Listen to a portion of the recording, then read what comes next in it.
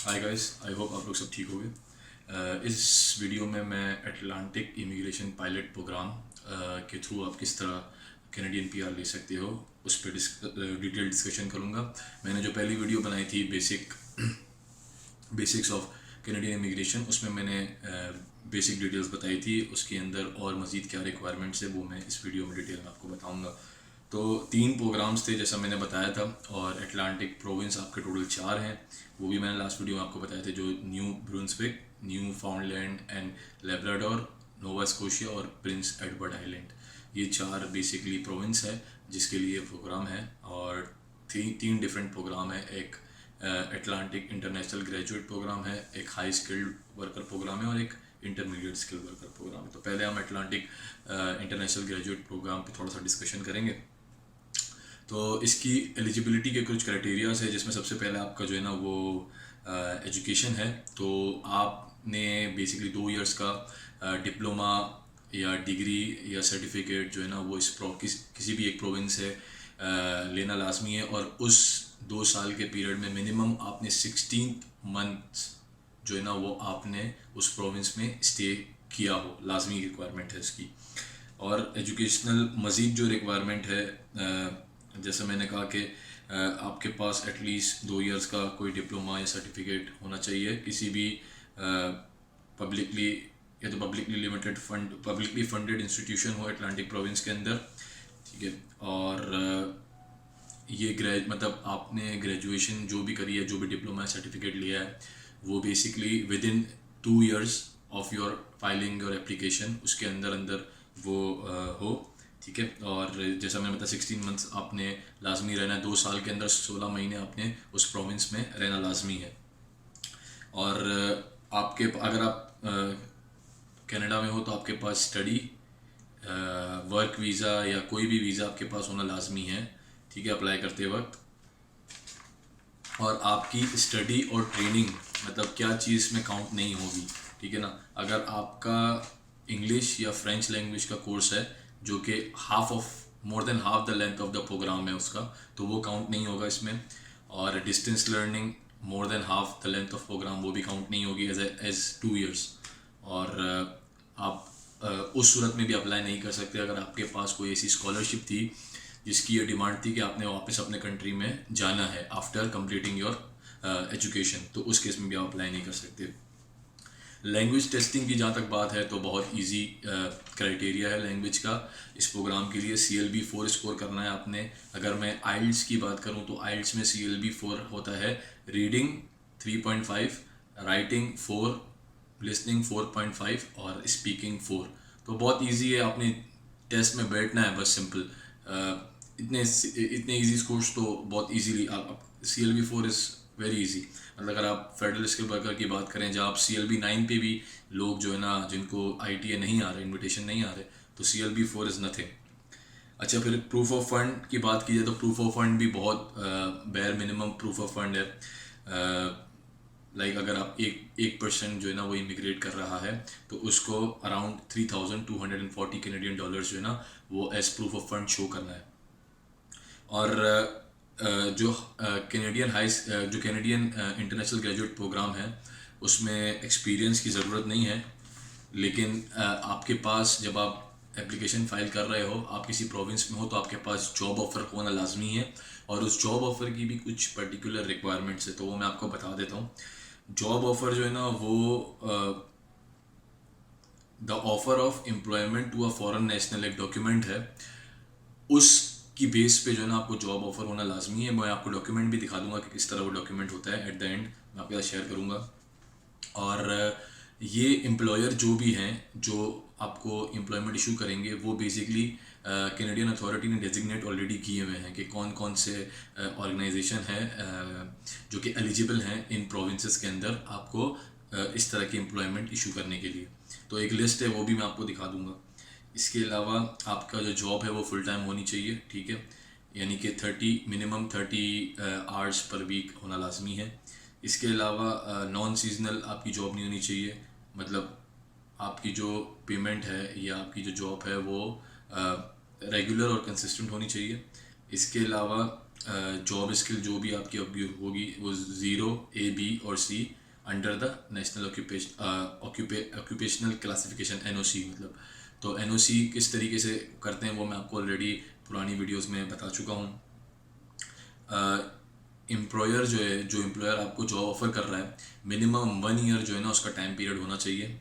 और इसके अलावा कि जो जॉब आपको ऑफ़र हो रही है तो वो जॉब का जो क्राइटेरिया है वो आया फिल कर रहे हो अपने एजुकेशन से, अपने पास एक्सपीरियंस से या कोई ट्रेनिंग से, तो वो फुलफ़िल होना लाजमी है।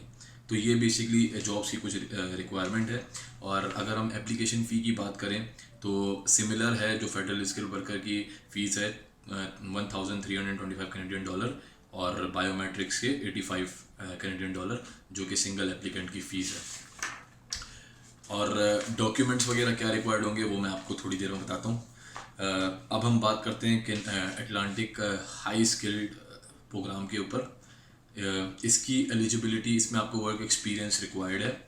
वर्क एक्सपीरियंस इस तरीके से कि आपने 3 साल के अंदर 1560 आवर्स काम किया हो। ये ऐसा ही है जैसे आप पर वीक 30 आवर्स काम कर रहे हैं फॉर 1 ईयर, तो आपके आवर्स फुलफ़िल हो जाएंगे। आवर्स का क्राइटेरिया, आपकी जो भी जॉब है वो जो इनके नेशनल ऑक्यूपेशनल क्लासिफिकेशन NOC के अंदर फॉल करनी चाहिए, जो कि स्किल लेवल 0 A और B में है। ये हाई स्किल वर्कर की बात कर रहे हैं।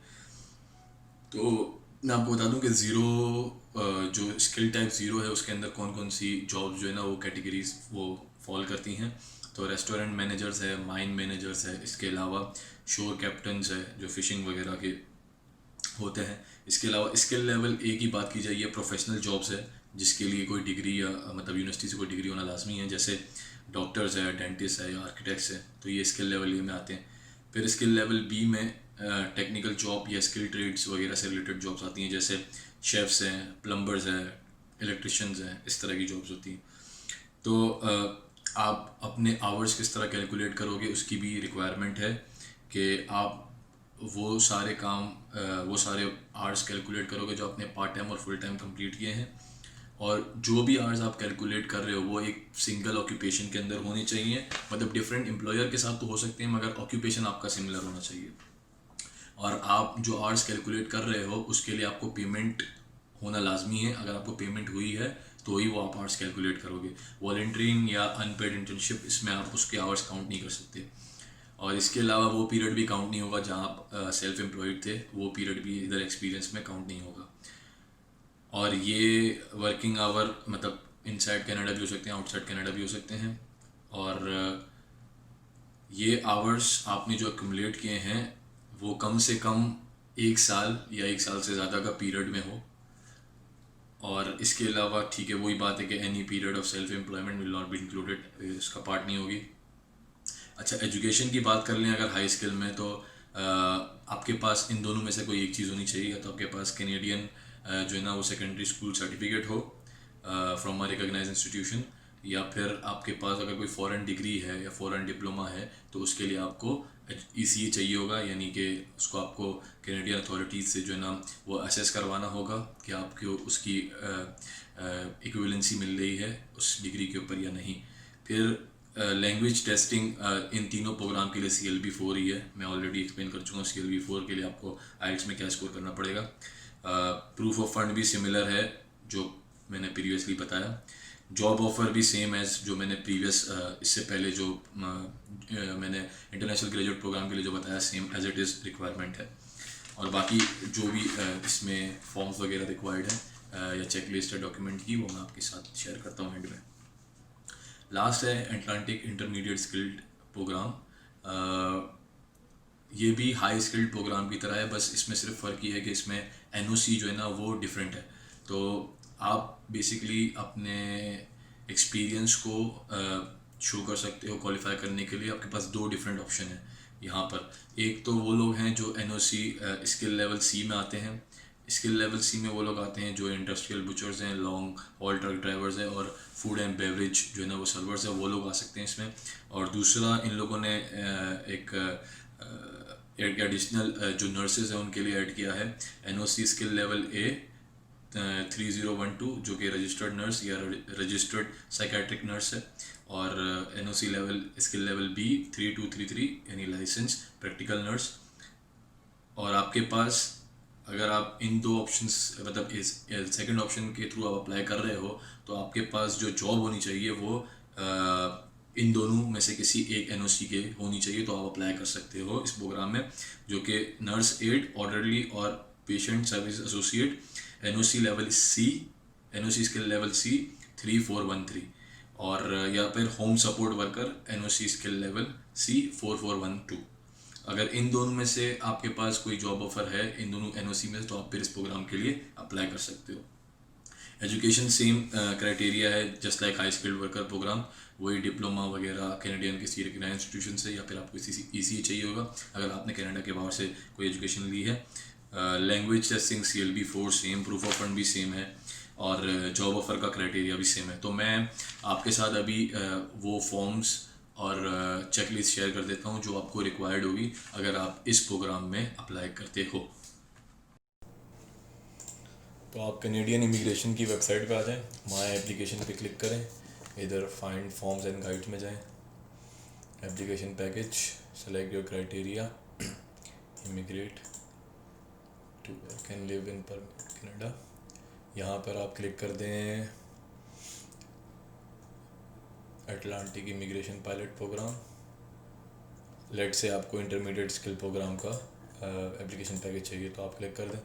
तो ये आपके पास सारे फॉर्म्स आ जाएंगे जो आपको रिक्वायर्ड है, ठीक है। चेकलिस्ट, आपके पास डॉक्यूमेंट चेकलिस्ट है, वही सारे चेकलिस्ट यहाँ पर अवेलेबल होगी, सिर्फ आपकी गाइडेंस के लिए कि आपने कोई जो है ना वो डॉक्यूमेंट स्किप नहीं कर दिया है और अपने एप्लीकेशन की सारी फॉर्मेलिटीज़ पूरी कर दी हैं। तो आई थिंक ये इनफ होगा अटलांटिक इमिग्रेशन पायलट प्रोग्राम के हवाले से। अगर आपको वीडियो पसंद आई या आपको वीडियो यूज़फुल लगी तो प्लीज़ वीडियो को लाइक करें, चैनल को सब्सक्राइब करें और बेल आइकन को प्रेस करें ताकि आपको नोटिफिकेशंस मिल सकें चैनल से। और अगर कोई आपके जानने वाले हैं जिनको इस वीडियो से बेनिफिट हो सकता है तो आप उनके साथ भी जो है ना वीडियो शेयर करें। Thank you so much, good bye.